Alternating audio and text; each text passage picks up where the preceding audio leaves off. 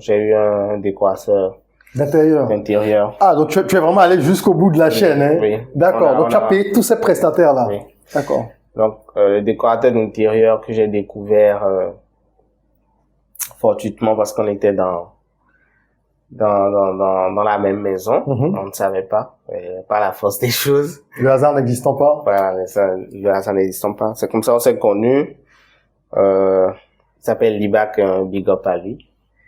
Et il a fait un beau travail. Un très beau travail. Un très beau travail.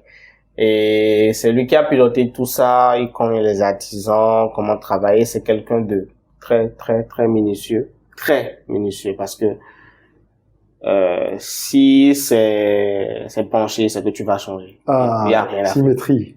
Ah. Si c'est penché, tu vas changer. Ah, c'est les choses qui me tuent, ça. Voilà. C'est quand c'est penché, tu vas changer. Donc, il a vraiment ça. Et déjà que j'ai vu ça en lui, je me suis dit, bon, voilà, c'est quelqu'un avec qui on peut travailler. Et c'est lui qui a tout géré. Et c'est lui qui va gérer tout l'ensemble. Ouais, l'ensemble. C'est lui qui va tout gérer. Ça veut dire que tu es fidèle en business. Ouais. Quand tu es satisfait, tu accordes ta confiance. Oui, parce que c'est pas évident d'en trouver beaucoup. Exactement. Quand tu en trouves un, il faut sécuriser. Ouais, il faut sécuriser. Je suis absolument d'accord. Ouais. Et tu parlais justement de la finition, de la beauté, tout ça, ça te tient à cœur. Donc j'imagine que aménager un appart de ce type, on a combien de pièces ici? On a 2 pièces. 2 pièces, ouais. D'accord. Et donc salon? Oui, salon. Et chambre. Cuisine, évidemment. Cuisine et toilettes. Toilettes, douche et tout. D'accord. Et tu as combien d'appartements? 3. 3? Oui, j'ai appartements. Oui, 3 appartements. Ok. 2 T2. Ok. Et un T3. Ok. D'accord. Très bien. Et c'est le même mobilier dans tous les appartements? Oui. Tu as standardisé? Oui, c'est le même bois. Très bien. Mais. C'est quoi? C'est du sapin? Du bois blanc? Je crois que c'est du lamello collé. Ok. D'accord. Blanc. Ok. Lamello collé blanc. Tout ce qui est là, ça, dans chaque appartement a sa particularité. Tu as rajouté des touches. En fait, tu as gardé une base commune. Oui. Et à chaque fois, tu as un peu... Ce n'est pas le même lit, ce n'est pas les mêmes armoires, les mêmes décorations et tout.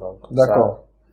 Et j'imagine bien, pour en venir toujours à cette question d'intelligence financière, que ça coûte forcément plus cher que lorsque on prend par exemple de l'importer, que ça coûte plus cher que lorsqu'on décide de faire autrement. Mais je voudrais que tu nous donnes un ordre d'idée, pas sur le coût de l'appartement, sur autre chose.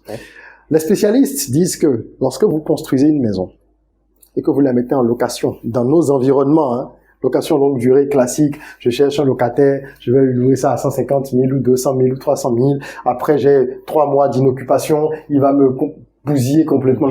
Ils disent que sous ce format-là, que nos parents ont tellement perpétué, il vous faut entre 20 et 25 ans en moyenne pour récupérer votre mise avant de commencer à toucher des intérêts, à rentabiliser.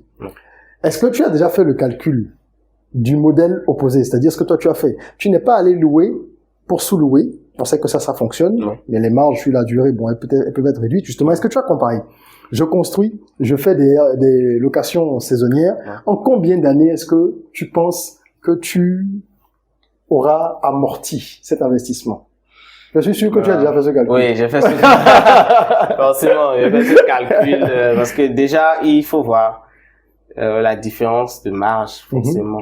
Parce que ce que tu fais à 100 000 francs qui te rapporte peut-être toute la maison à 300 000. Oui. Et un truc qui te rapporte 1 500 000 le mois, c'est pas la même chose. Absolument. C'est pas la même chose. Absolument. Là où tu es sur du 25 ans, 20 ans, ici tu peux être entre du 7, 8, 10 ans. Donc, tu divises par 2,5 le temps nécessaire à la récupération de l'investissement. Oui, c'est bien ça. Donc, si vous avez de l'argent. Juste en ajoutant des meubles.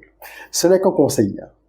Si vous avez de l'argent et que vous voulez construire une maison pour l'habiter, si vous avez de quoi construire 2 maisons, vous pouvez aller habiter dans une maison. Mais honnêtement, comme je disais en introduction, si ce n'est pas pour vous une priorité et que vous n'avez pas encore une certaine assise, il vaut mieux mettre cet argent dans un modèle comme le tien.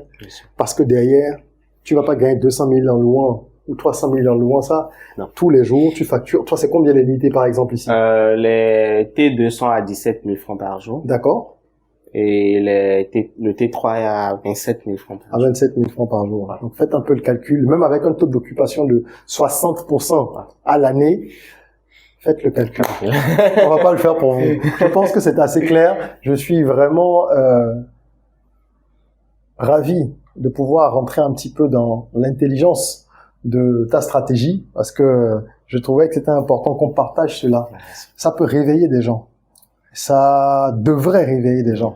Et je pense également que tu as un super espace qui mérite d'être encore plus connu, même s'il est déjà très connu. Les appartements de Romel sont très, très difficiles à réserver. J'ai moi-même essayé de réserver, je crois, l'année dernière. Et c'était pas dispo. C'était pas dispo pendant longtemps. Et ça, c'est le succès dû au travail que tu as fait avec ton équipe, mais également à la manière dont tu gères ton bien sur les plateformes telles que Airbnb. Je sais pas si je suis même pas encore sur Airbnb. Ah, tu n'es même pas sur Airbnb. Et tu es quasiment full. Ouais, parce que je me dis, il faut peut-être un peu plus d'appartements avant d'aller sur Airbnb. D'accord. Et comment tu fais pour l'instant? Communication personnelle et réseau. C'est juste les pages. D'accord. Les pages que j'ai, le numéro de téléphone et aussi un grand réseau en griffe de démarcheurs. Je pense que d'accord, tu travailles avec intéressant. Le gros travail se fait en donc ce sont des apporteurs d'affaires. Voilà, des apporteurs d'affaires. Tu as le contact. Donc quand c'est libre, il y a par exemple un groupe WhatsApp dédié seulement au meublé. OK. Où je partage dedans. D'accord. Il y a aussi que j'ai leur numéro, donc j'ai comment on appelle? Une liste de diffusion. Une liste de diffusion. Et dès que c'est libre, ou bien quelques temps avant. Hein, bien sûr, tu anticipes, bien sûr. Pour essayer de limiter les temps d'inoccupation. Voilà. Donc j'anticipe, j'envoie et déjà, eux, ils se chargent, s'ils ont déjà des clients et tout, ils savent qu'ils sont au courant et ils peuvent se trouver des clients. Donc, il y a beaucoup qui viennent par eux.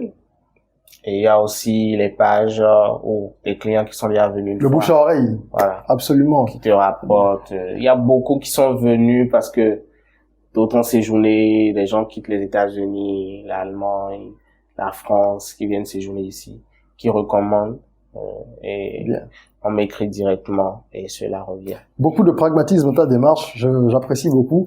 Il n'est même pas encore sur Airbnb, donc j'imagine le succès qui t'attend parce que c'est la plateforme où il y a beaucoup de trafic et théoriquement, quand tu as un bien correct, toi tu es même au-delà de correct, mais quand tu as un bien correct, tu as des clients. Donc si déjà tu arrives à avoir un portefeuille client sans ça, c'est que tu as trouvé la bonne stratégie et on ne peut que souhaiter que davantage de succès. Merci beaucoup. 100% d'occupation et également 3, 4, 5, 6 bâtiments supplémentaires.